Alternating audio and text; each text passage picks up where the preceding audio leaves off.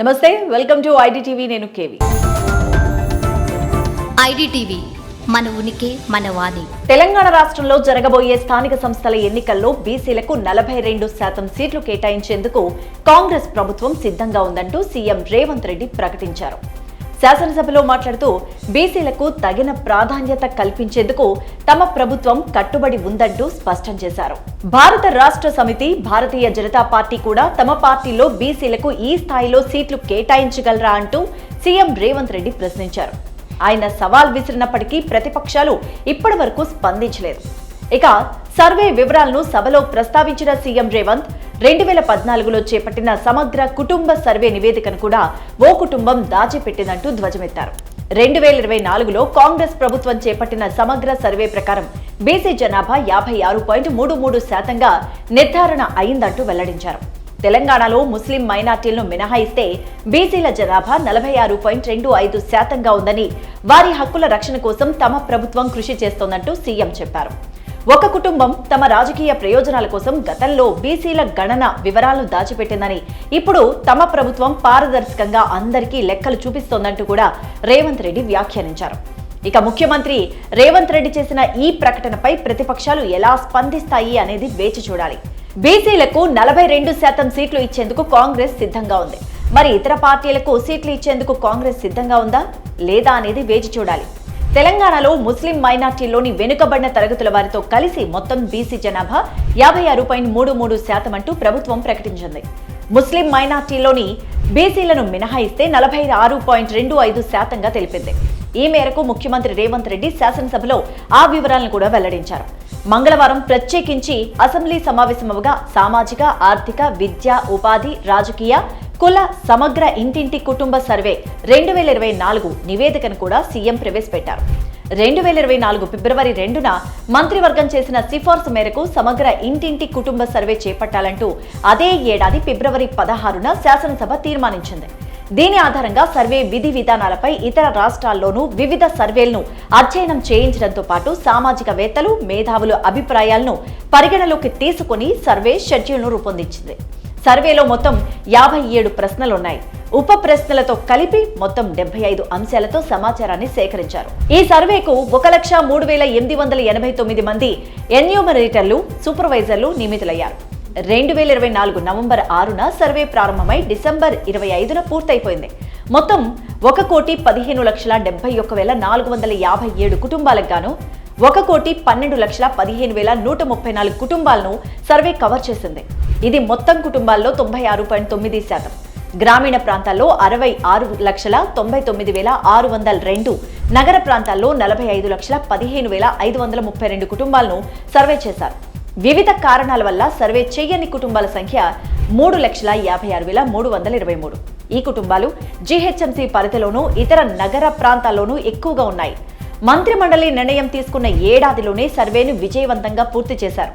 Survey data ఫలితాలు పూర్తిగా తెలంగాణ నివాసులు, ఎన్యూమరేటర్లకు స్వచ్ఛందంగా చెప్పిన సమాచారం పైన ఆధారపడి ఉన్నాయి అంటూ సీఎం రేవంత్ రెడ్డి వివరించారు. జరగబోయే స్థానిక సంస్థల ఎన్నికల్లో బీసీలకు 42% సీట్లు ఇవ్వడానికి కాంగ్రెస్ సిద్ధంగా ఉంది.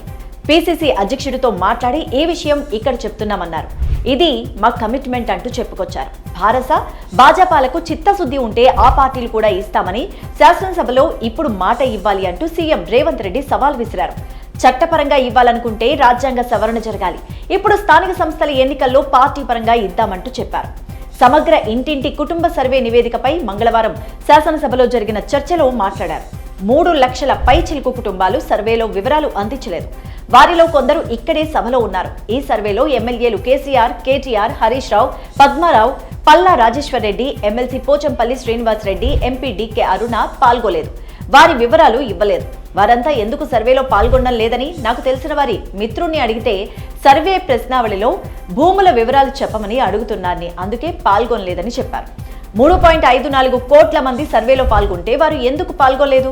ఇప్పుడైనా కేసీఆర్, కేటీఆర్, హరీష్ రావు సర్వేలో పాల్గొని ఆ వివరాలు వెల్లడించాలన్నారు. రేపటి సమాజానికి ఇది ఒక దిక్సూచిల సర్వే నివేదిక రూపొందించామన్నారు. బలహీన వర్గాల వారు 7 దశాబ్దాలకు పైగా మేం ఎంతమంది ఉన్నామో మా లెక్క మాకు చెప్పండి అని అడుగుతున్నారు. ఉద్యోగాలు, రిజర్వేషన్స్ లో మా వాటా మేం అడగాలంటే కనీసం మా లెక్క తేల్చండి అని అంటే వారి మొర ఆలకించిన వారే లేరు. అందుకే ప్రభుత్వం స్పష్టమైన చారిత్రాత్మక నిర్ణయం తీసుకుని సర్వే చేపట్టింది. రేపటి సమాజానికి ఇది ఒక దిక్సూచిలా మోడల్గా ఉండబోతోంది. ఇక నుంచి ప్రభుత్వ పథకాలు, సంక్షేమ కార్యక్రమాలకు ఈ నివేదిక ఉపయోగపడాలంటూ పూర్తి స్థాయిలో చట్టబద్ధత కల్పిస్తున్నాం. మొత్తం 56% పైగా ఉన్న బీసీలకు రాష్ట్రంలో సముచిత స్థానం, గౌరవం కల్పించాలని సభలో దీన్ని ప్రవేశపెట్టామని చెప్పారు. పాయల్ శంకర్ గారు మీకు అందించిన వివరాల ప్రతిలో 33వ పేజీ చూడండి. 2014లో ఓసీల జనాభా శాతం 21% అనుంది. ఇప్పుడు మేం చేయించిన సర్వేలో 15కి తగ్గితే అబద్ధాల సంఘం 21% అని ప్రచారం చేస్తోంది.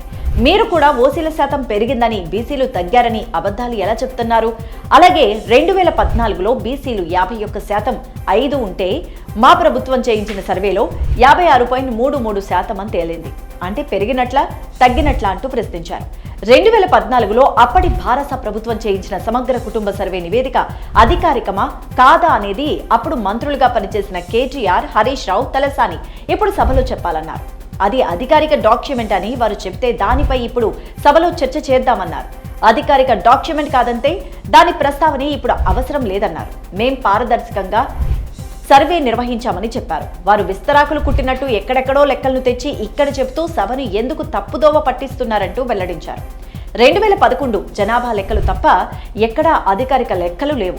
ఇప్పుడు మేం చేసిన సర్వే లెక్కలు మాత్రం అధికారికం. ఇవే కాకుండా ఇంకేం చెప్పినా సభను తప్పుదోవ పట్టించినట్లే అన్నారు. ఎవరైనా వేరే లెక్కలు చెప్తే అబద్ధాలను మోసుకొచ్చి చెప్పినట్లే అంటూ రేవంత్ రెడ్డి వ్యాఖ్యానించారు. ఈ రకమైన తప్పుడు లెక్కలు బీసీలకు ఉపయోగపడవు. మా ప్రభుత్వం చేయించిన సర్వే నివేదికలోని వివరాలకు బాధ్యత తీసుకుంటున్నామంటూ సీఎం రేవంత్ రెడ్డి తెలిపారు.